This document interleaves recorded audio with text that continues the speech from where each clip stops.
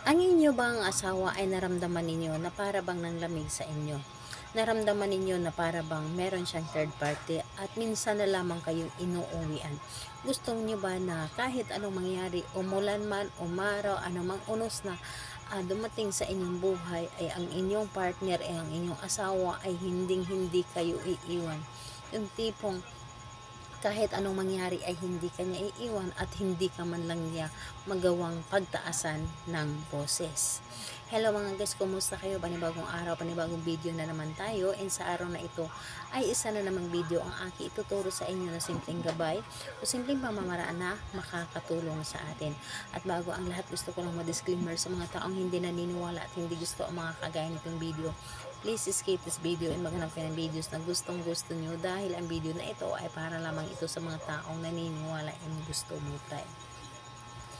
Sa lahat po ng mga nagko-comment po dito sa aking video dito sa loob ng aking channel, mag-iingat sa lahat ng mga nagre-reply sa inyo na dinadala kay chat ng WhatsApp in Imo app upang makaiwas po tayo sa scam. Ngayon po ituturo ko sa inyo paano hindi ka iiwan ng inyong asawa. Ito ay para lamang sa mag-asawa, hindi ito pwede sa magkasintahan pa lamang. Ito ay sa mag-asawa na merong anak. And ayun po, dapat lamang nating ihanda dito is kailangan mo lamang dito maghanda ng damit ng inyong asawa. Yung nalabhan na damit na hindi marumi. Damit na hindi marumi, ito ay bagong laba or nalabahan na. So, ayun po, ibig sabihin ay malinis na damit.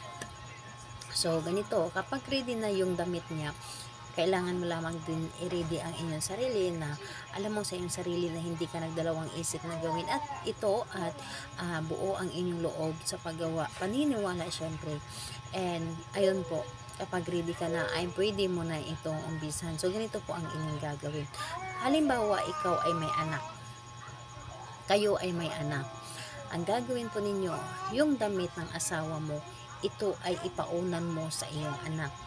Or di kaya ito yung ikumot mo sa iyong anak kapag ito ay natutulog.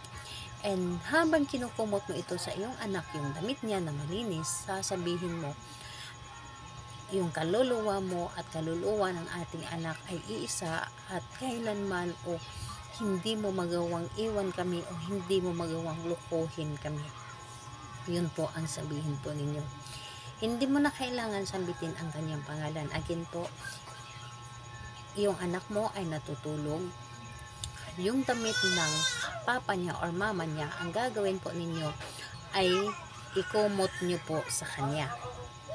Ikumot mo sa kanya and sabihin mo, kaluluwa mo at kaluluwa ng ating anak ay isa at kailanman ay hindi ka aalis, hindi mo kami iiwan at hindi mo kami lulukuhin.